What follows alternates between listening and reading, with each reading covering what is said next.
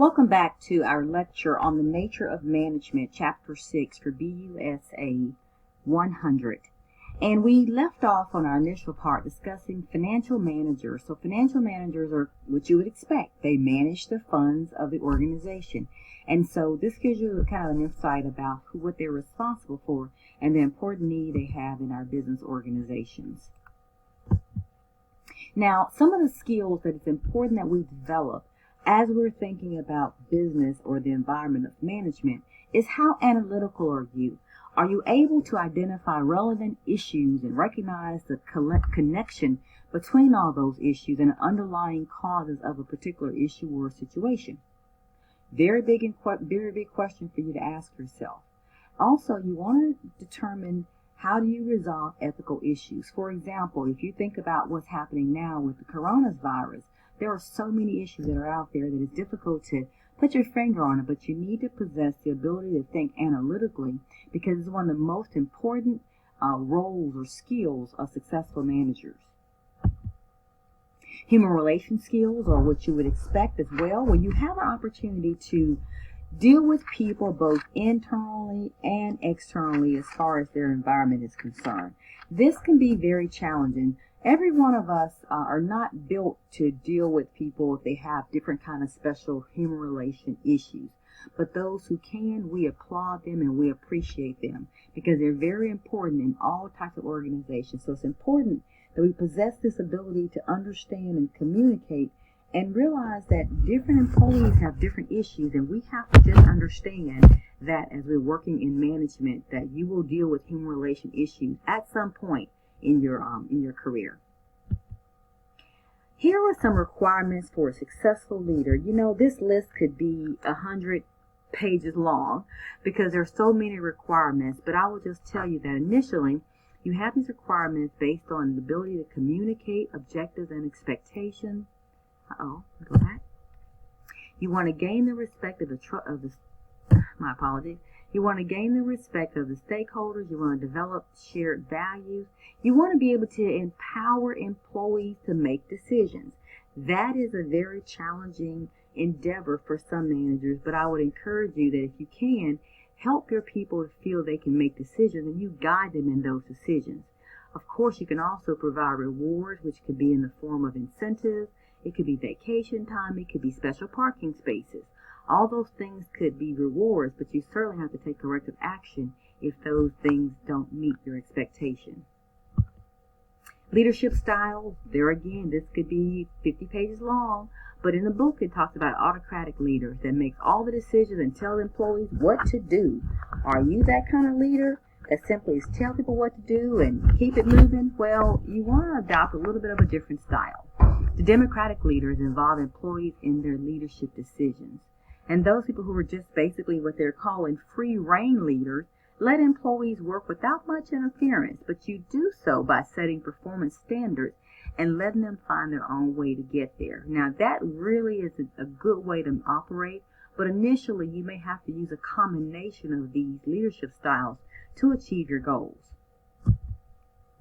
There is this thing called authentic leadership. Now, this is really where you will realize that there are a number of leaders who bring their whole self to work. I attempt to do this each and every day to be able to ensure that I'm bringing my whole Christian, focused, business-based, decision-making self to the job.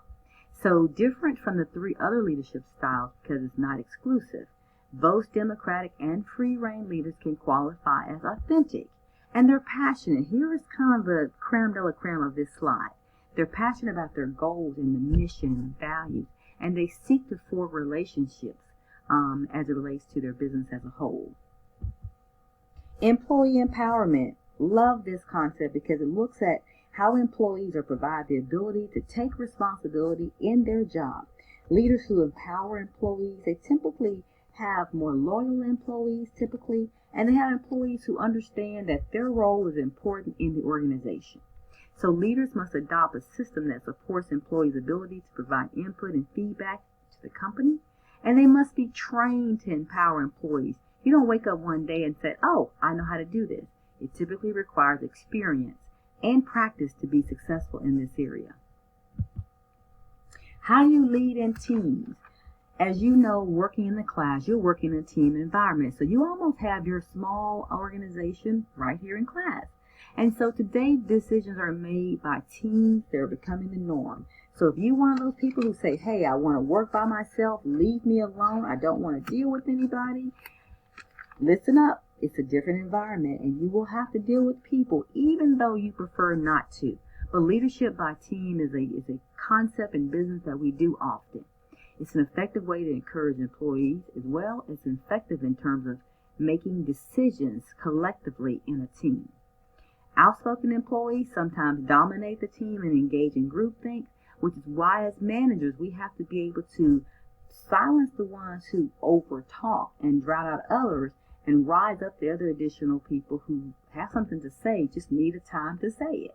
And so it's important to have a balance here in this area, but certainly outspoken employees or those people you have to just simply manage as well because they all contribute to making the business successful. Now you have the steps in the decision-making process. The decision-making process incorporates all these areas. So you look at how do you refine and make decisions and address the situation. How do you develop options to be sure that you are planning options, and how you brainstorming to make sure that you're getting those spontaneous ideas all at one time. As a general rule, more time and expertise are in the development stage as you're developing decisions. So spend time brainstorming and developing options here because this is more of a creative process in business.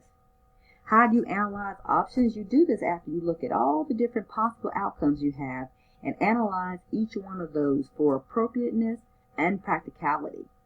When assessing these pieces, you want to see what makes the most sense for your business. For example, when you're considering something like a price cut to boost sales, you want to determine the management must look at the consequences associated with those actions.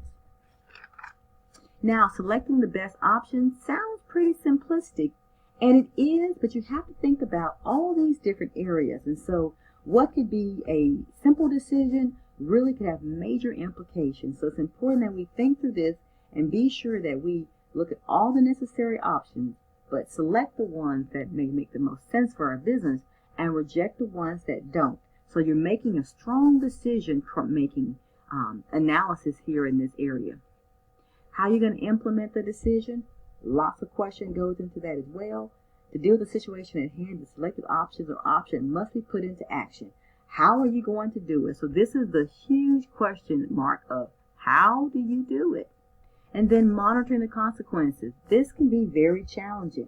How do you monitor that? Hey, we've done all these great steps here and now we're finally here. That means there are implications. If you take example, what's happening in the environment that we're facing, there are a number of these things that are happening. There are decisions that are being made that have major consequences internationally and around the world. So you can basically see what's happening now and how these decisions are evolving quickly.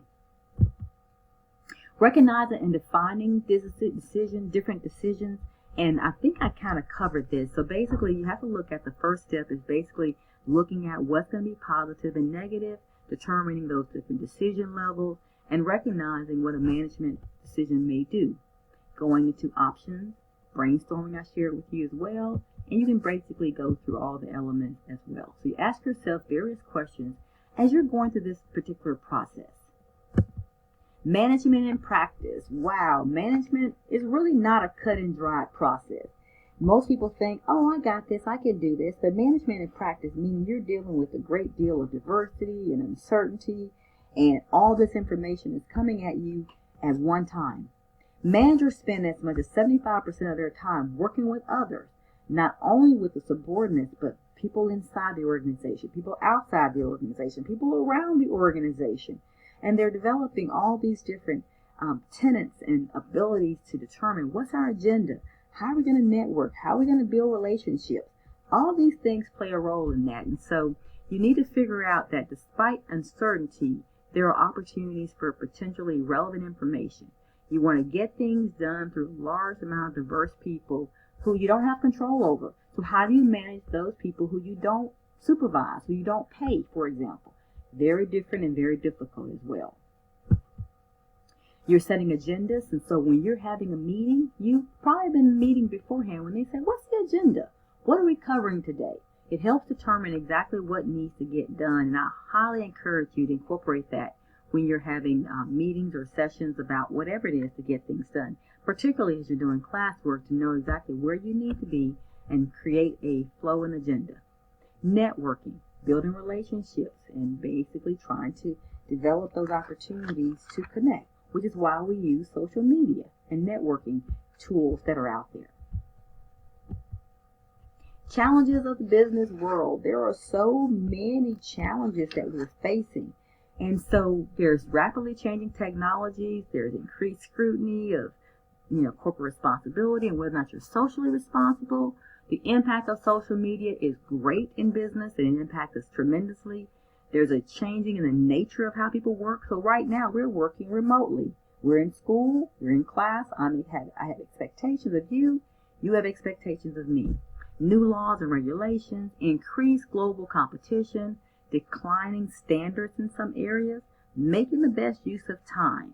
All these are challenges in the work world, and how we manage those challenges is critically important. So just understand that there are many out there. So when you mention to someone, hey, I'm in business or business management, you'll be able to explain to them what that really means as it relates to the overall complexity of managing a business. So you can use websites, for example, like LinkedIn. All of you have a LinkedIn profile, and it's all very good because I've checked. And so you use those to help managers and employees to basically achieve goals, just basically stay connected to each other. And you can hire people that way too. And so these are just some other kind of questions here. We don't typically cover these in class, but I'm going to end the presentation here with just really some ideas about how do you discuss these functions in management. What happens with the skills, the levels that managers need, identify levels of management, etc., and basically the decision-making process window that we went through. Now, what I will do is to communicate something via email to all of the students about how are we going to solve and work with this particular new environment that we're finding ourselves in. So stay tuned for more information. I will close out part B, and I will look forward to seeing you in class. Virtually, that is.